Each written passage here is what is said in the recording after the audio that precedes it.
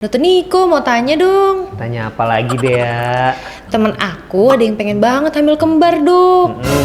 Tapi katanya banyak yang bilang susah ya, Dok. Emang iya? Kita bahas deh. Yuk.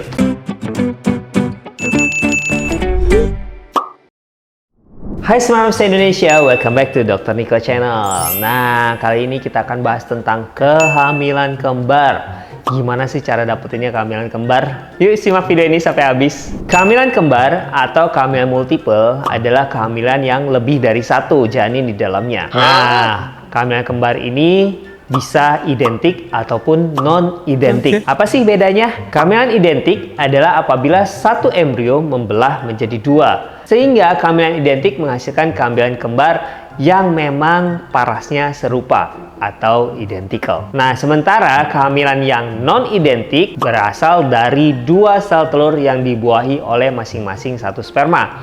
Sehingga menghasilkan kehamilan kembar yang tidak identik atau tidak serupa. Faktor penentu kehamilan kembar bisa berasal dari genetik, seperti pada kehamilan identik. Bisa juga pada kasus-kasus di mana sel telur yang seharusnya hanya berkembang satu setiap siklusnya bisa berkembang dua atau lebih. Nah, nantinya kondisi ini yang bisa menghasilkan kehamilan yang non-identik. Ada yang smart moms dan smart dads harus ketahui tentang kehamilan kembar. Kehamilan kembar sebenarnya bersifat patologis karena lebih banyak komplikasi yang akan terjadi pada saat kehamilan kembar. Contohnya seperti hipertensi dalam kehamilan, lalu ketuban pecah dini, persalinan prematur, hingga perdarahan pasca salin. Sehingga memang kehamilan yang normal adalah kehamilan yang tunggal. Dan tidak ada promil yang bisa menggaransi terjadinya kehamilan kembar. Contohnya, pada kasus-kasus bayi tabung di mana ditransfer dua embrio, belum tentu dua-duanya akan hidup dan menghasilkan kehamilan kembar. Bisa saja hanya satu yang berkembang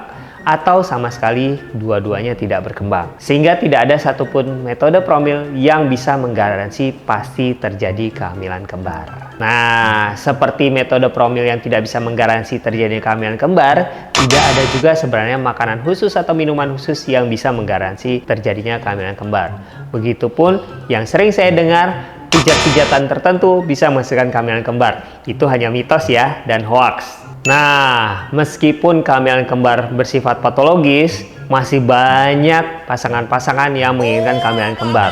Untuk hal ini, kamu harus berdiskusi dengan dokter kandungan yang memang bergerak di bidang infertilitas atau dokter promil smart mom semua. Bagaimana sih untuk menghasilkan kehamilan kembar ini? Tetapi tetap ya, harus dipahami dulu resiko-resikonya. Untuk promil kehamilan kembar, bisa saja menggunakan teknologi reproduksi berbantu seperti inseminasi ataupun bayi tabung, di mana dilakukan stimulasi sel telur dan sel telur yang dihasilkan bisa saja lebih dari satu. Tetapi kehamilan ini jelas bukan kehamilan yang identik ya, kehamilan yang sifatnya non-identik karena berasal dari lebih dari satu sel telur. Untuk kehamilan identik hanya berlaku apabila smart moms atau smart dads memang memiliki turunan genetik kehamilan kembar. Jadi begitu Dea dan smart moms. Paham kan? Kalau Smart Moms masih punya pertanyaan lain, boleh nih tulis di kolom komentar di bawah atau kunjungi Instagram saya di Nicholas_SVOG. Dan ingat-ingat untuk like, subscribe, dan share video ini supaya saya tetap bisa menjawab pertanyaan Smart Moms se-Indonesia.